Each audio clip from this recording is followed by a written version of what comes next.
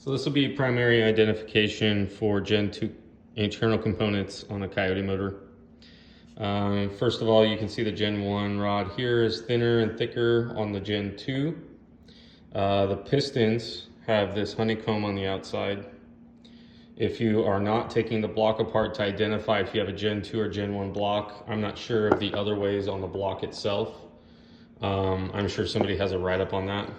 But if you just have the heads off, or you're able to look down the cylinder and see if you have a Gen 2 or Gen 1 block, if you have that ability, the Gen 2's dome is completely smooth and the Gen 1 dome only has this round spot that's smooth.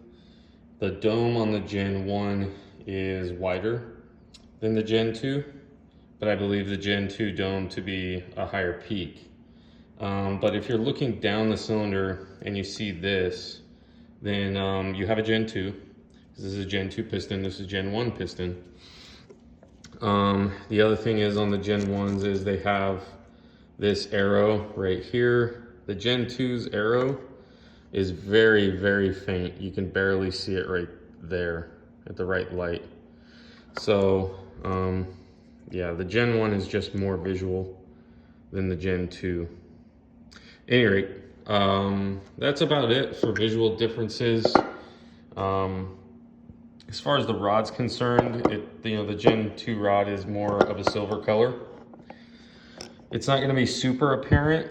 As you can see, these pistons and rods have around 60,000 miles on them. These have more. The rings are all stuck and they're all gummed up, so I know that it has been through a little bit more time and abuse. This is a Gen 1 motor, or a Gen 1 block, that these pistons and rods came out of. These are out of a 2013. So I did not have oil squirters, if that's what you're looking for as well. We did, however, have a piston melty issue. This is a blower motor. It's got a vortex setup, and it went through and had some piston issue. Right here, this all came apart, but that was primarily because the piston decided it wanted to melt right here. The injector failed in number 8, which is the worst one to have a failure because it's the hottest. So it spattered its aluminum pretty much all right here. It was sitting in the cylinder like this. So you can imagine how much aluminum was blown onto the cylinder, like that, all right here in this area, but it's all gone now.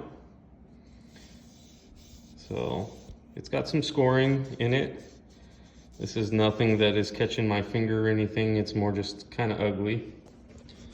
And that would be the reason that I'm gonna go ahead and just put Gen 2 stuff in, rather than build a piston rod motor out of this. Probably this block would be a good candidate for a sleeve, and if it has excessive blow-by or whatever, it doesn't really matter for this car. This is a toy car.